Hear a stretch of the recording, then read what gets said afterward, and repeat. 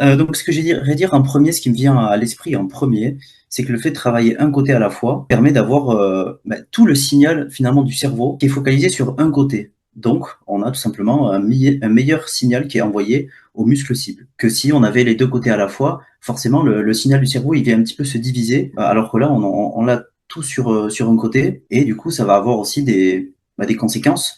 Le fait d'avoir une meilleure qualité de mouvement. Le risque de blessure, du coup, est moins important parce que la qualité du mouvement est meilleure. Et aussi, on irait moins compenser avec d'autres muscles que si on avait le signal qui venait se diviser sur les deux côtés. Donc ça peut être notamment bien pour des points faibles. Je pense qu'on va essayer de prendre un exemple là sur les différents avantages. On pourrait prendre par exemple le travail des triceps à la poulie haute. Si on va travailler donc, du coup à la corde par exemple, on aura un moins bon signal sur chacun des deux côtés que si on se mettait par exemple à la cuff en se tenant à la poulie avec le bras qui travaille pas et pouvoir se focaliser uniquement sur le bras qui va venir travailler. Complètement. Donc, du coup, le premier avantage selon toi, ça serait du coup avoir un meilleur recrutement au sein du muscle en question par rapport à si le travail était réalisé en bilatéral, donc avec deux bras, quoi, c'est ça? Ouais, Le tout à bras, fait.